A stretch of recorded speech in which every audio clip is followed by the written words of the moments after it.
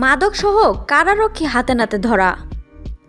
মাদকদ্রব্য বহন করার অভিযোগে নীলফামারী জেলা কারাগারে কর্মরত কারারক্ষী সালমান শাহকে সাময়িকভাবে বরখাস্ত করে তার বিরুদ্ধে সদর থানায় মামলা করেছে কারা কর্তৃপক্ষ। পরে তাকে এই মামলায় গ্রেপ্তার দেখানো হয়।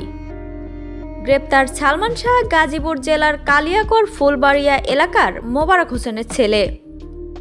নীলফামারী সদর থানার ভারপ্রাপ্ত কর্মকর্তা ওসি এমআর সাইদ বিষয়টি নিশ্চিত করেছেন। গত মঙ্গলবার ভোরে জেলা কারাগারের প্রধান ফটকের ভেতরে সন্দেহ হলে তার শরীর তল্লাশি করে প্যান্টের ভেতর থেকে ৮ গ্রাম গাঁজা উদ্ধার করেন কারারক্ষীরা। এ ঘটনায় তাকে সাময়িক বরখাস্ত করেছে পুলিশ এবং ঘটনায় পুলিশের কাছে হস্তান্তরও করা হয়েছে। নীলফামারী কারা কর্তৃপক্ষ জানিয়েছে, কারাগারে বন্দীদের মধ্যে মাদকদ্রব্য সরবরাহের জন্য গাঁজা বহন করছিলেন তিনি। এর আগেও তার বিরুদ্ধে মাদকদ্রব্য বহন করার অভিযোগ ছিল।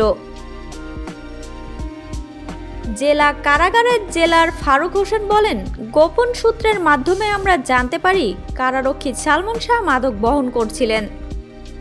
তাকে আমরা পর্যবেক্ষণও করছিলাম। ভেতরে প্রবেশ করার পর তার শরীর তল্লাশি করা হলে তার প্যান্টে গাঁজা মেলে। এই ঘটনায় আমি বাদী হয়ে সদর থানায় একটি মামলাও দায়ের করেছি।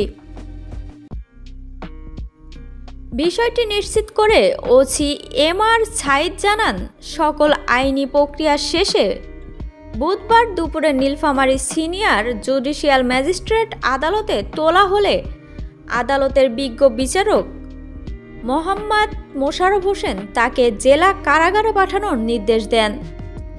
তিনি আরও বলেন, মামলাটি তদন্ত করে দেখা হচ্ছে। কারাগারের ভেতরে ও বাইরে আর কেউ এর সাথে জড়িত কিনা এটাও খতিয়ে দেখা হবে।